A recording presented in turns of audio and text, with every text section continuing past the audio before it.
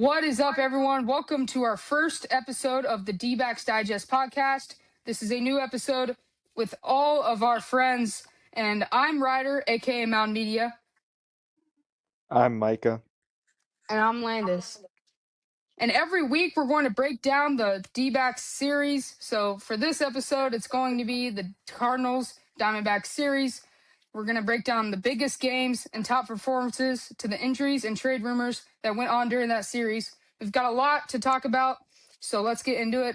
Story one, we'll start with the game where there was a controversy end to the game one, which Ketel Marte obviously struck out on that tough ABS thing.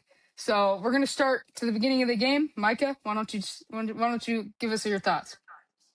I kind of think that it was kind of an all-around bad game for the D-backs. I feel like offense struggled the entire game. I feel like we weren't on the same page the entire game. And of course it just boiled down to a Tom Marte moment, but of course you got to look at all the other moments where we could have scored that run, of course, like Jorge Barosa getting picked off and then Tim Tawa hitting that double after. Jorge Barosa probably would have scored. So, always got to think of those points too. Yeah, we had that clutch Corbin Carroll moment with that homer, which he was struggling right before that. And I'm glad that he got to get in that moment because, man, did that change that ball game? And did we think he was going to start getting hot after that? Yeah, we did. But obviously throughout the series, he continued to struggle. But, we saw that pitcher that pitched today that threw to Corbin Carroll. So we did some damage today, but we'll get to that later.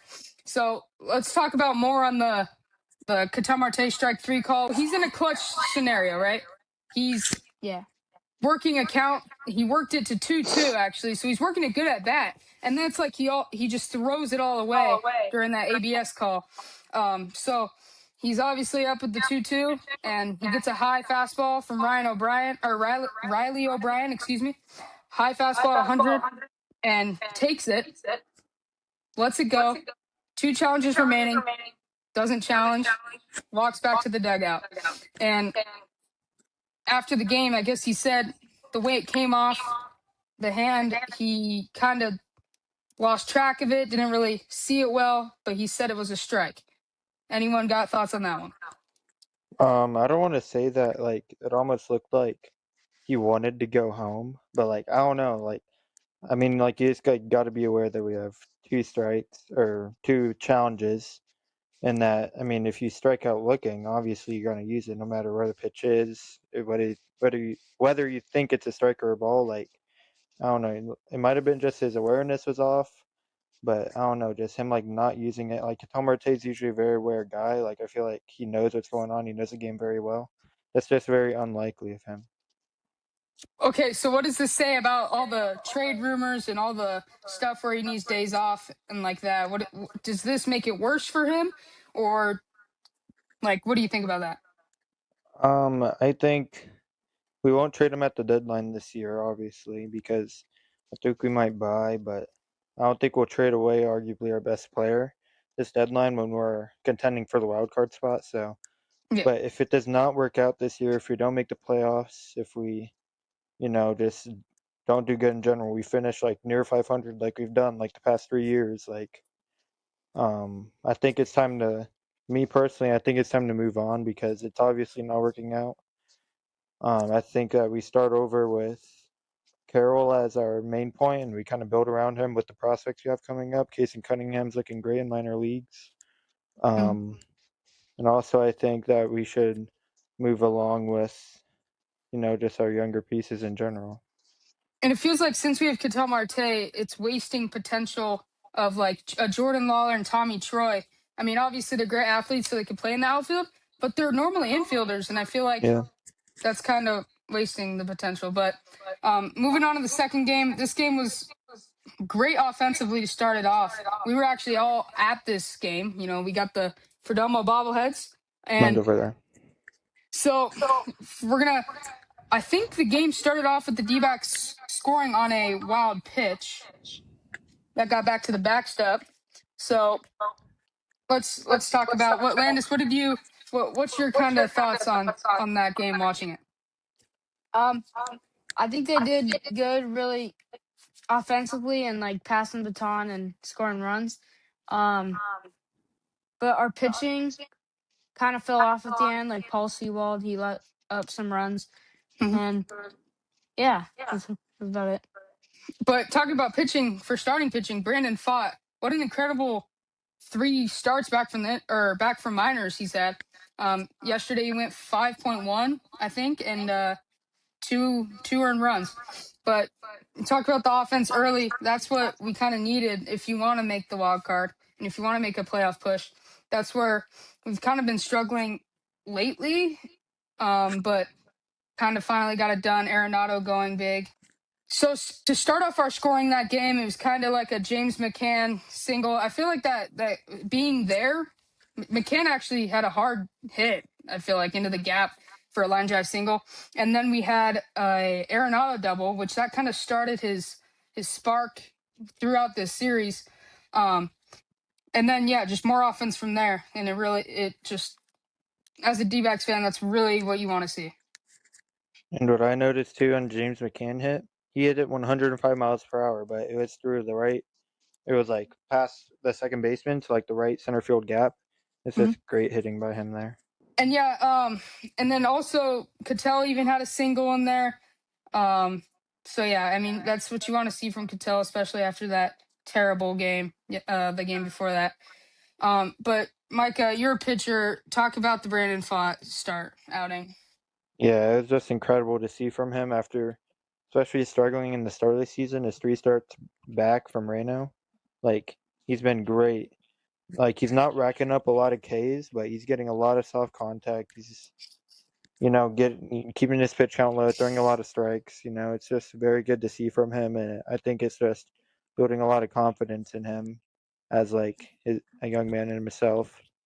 After like one bad outing, like all your confidence can kind of go away. But yeah, I think he's gaining a lot of that confidence back from when he was awesome in 2020, in that 2022-2023 playoff run, when he was incredible in the playoffs. So I hope he can return to that Brandon Fott that we saw in the playoffs. And then also talking about good guys in the World Series, Paul Sewald. We got him back this year. He struggled this year with giving up runs late in the game, dude. Like, and it's just been embarrassing. Like the Jimmy Crooks bomb. Holy cow, was that not That the was bomb? tanked. And That was he does absolute that, and tanked. then he gets the save, but sometimes it just gets blown. And I don't think it could be over our closer when Justin Martinez obviously comes back. AJ Puck. I love Justin. Yeah, you do. I mean, why not? He's hard thrower. Justin Martinez is him. But His He's only gangster. He's bad gangster. problem, Justin Martinez, is his command. yeah, but Mm-hmm. I have a take here. What if Brandon Garcia was our closer? I really like Brandon Garcia. He's been Yeah, doing really well in Who's those times that? he's pitched. or Juan Murillo. I'd probably have Juan Murillo over Garcia. Murillo Who's? throws hard. He can close it out, Mm-hmm. and that'd be great for the team. Yeah. And then moving on to today's game. This was a crazy one. Heading into game 3 of the series, one of the craziest comebacks of this season for the Diamondbacks and of their whole franchise. So the Diamondbacks found themselves down 7-0 early, which Eduardo Rodriguez did not have a good outing. Just hits all over the diamond. They just kept on rallying off of Eduardo. I think he only pitched 3 innings. I don't think he got out the third inning. Yeah, he allowed 5 runs. I think his ERA is up to like 2.7, maybe 2.6, but like he's been so great this year. He was an all-star, and maybe coming back from the all-star game, maybe caused something. Same with Corbin Carroll. He's just continuing to struggle. But yeah, I mean, that's not something you want from an ace pitcher this year, like your best pitcher this year. He's our ace. Like Gallen isn't going to cut it. And yeah, they were hitting everything, and it wasn't looking good for the D-backs. But this team never gave up. Arizona started chipping away, inning by inning. Perdomo gave the team a huge spark with the inside the park homer. Ketel Marte kept delivering in big moments too, and then the offense just keep on putting pressure. And then that game tying homer from Arenado. Holy cow, did we need that? He's been so good, and it's been amazing to see him just spark right now. And Micah, you have some stuff about him. He's your player of the game or player of the series, right? Yeah, so Nolan Arenado is my player of the series. He's facing off against his former team. He's trying to prove something, like, why'd you guys trade me away? And sure he did. He, of course, hit that 2-run double in the last game and this game. He hit that game-tying home run, which, of course, played a huge part in them obviously coming back and winning it. I just feel like he had great composure in all the games. Yeah, and he wanted out of St. Louis. Am I correct, right? Like he wanted to trade, right? I'm not sure. Oh, well, I think he wanted out. But he obviously in spring training he said he loves it here, and yeah. But then obviously the D-backs go into extras, and we had Juan Maria on the mound. He gets into a little jam. There was a run on second, obviously, extra innings. There was a single, so it was first and third. And then this clutch moment here, line drive to Perdomo. It was like a little blue line drive. He comes in on it, catches it, doubles off the runner at first, gets a double play. How clutch is that? Very clutch. That's just great. Like Insanity. that's it. That was just game changing right there because we got 2 outs. Like a sac fly couldn't score him anymore. Like any out would have been fine. So I feel like this is great. Yeah, great baseball IQ. Landis, what would you say about like baseball IQ and way to know the situation? You need to know what you're gonna do with the ball before it's hit, and yeah, great baseball IQ there. Yeah, and then obviously we get out of that. Then the bottom of the ninth happens, and we have Max Kepler up to the plate. Micah, I know you've been thinking Max Kepler hasn't been the great decision yet. He hasn't shown a big moment yet. And did he do that tonight? He 100% showed that tonight. He showed again just hitting that walk off over the right fielder's head. I mean, it was just I think it might have been a changeup or like a sinker down in the zone. Mm-hmm. And he just went down and got it. He pulled it pull side, went off the fence, and of course scored Jorge Barroso from second. We had a walk-off just like that earlier in the year against the Braves. I think it was the second series of the season or something like that, where Cattell walked it off the fence like that. But yeah, great game. Great comeback. That was insane.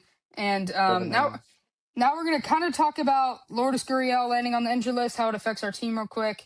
There's bad news about Gurriel. He was placed on the injury list with a strained right adductor.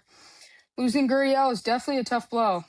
He's been a part of the lineup, ever since he got back from injuries, and his bat experience and ability to come through in big moments has helped in the past, and now we don't have that.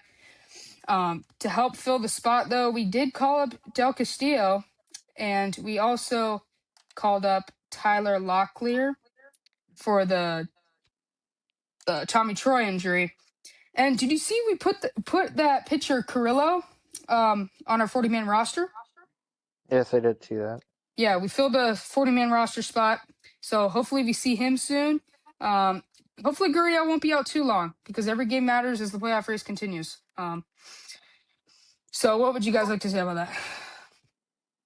I mean, I feel like not only Lourdes is like a good player, of course, but I feel like he's just a great guy to play with. Like just like the chemistry, he's like a very good vibes guy. Like I feel like he kind of brings everybody up. Like say we're down 7-0 in that game today. Like I'm pretty sure he was in the dugout, but like he's like the guy to cheer everyone up. Like we're not done. We're not out of it. Like I feel like he's just there. He never quits. He's always looking for that like next opportunity to score runs or make a play or like yeah. So he always gives full effort. Just a great guy. Yeah, and then the second half is officially here. All-Star break is over. Now it's time for the stretch run. One of my favorite parts of the season is the trade deadline. I like seeing new moves. But from this point forward, every series becomes more important. The Diamondbacks are fighting to stay in the playoff picture, and they can't afford many cold stretches anymore. We're 0.5 games behind now, half game behind. We're lucky that the Marlins are losing 6 straight. And then obviously we beat the Cardinals, and they were the ones ahead of us. Now we're 0.5 behind the Cardinals and the Marlins. So the good news is that the offense has shown it can explode at any moment. Like, we had the fight today, and the pitching can become more consistent, which it hasn't been too bad this year. We thought the bullpen was going to be terrible. It hasn't been the worst. Arizona has a real chance to make things interesting. So that's all for today, really. Any other stuff you guys would like to say? Not really. I feel like if we just do what we did in this Cardinal series, the last 2 games, I feel like we'll be just fine. Yeah. All right, guys. Well, stay tuned for the next series episode. It's going to be the Diamondbacks and the A's. This is going to be a huge opportunity for the D-backs to get a sweep, really get above 500 by a great amount, and show why we should be in that playoff spot. So thank you guys for watching. Stay tuned for next series video. Peace.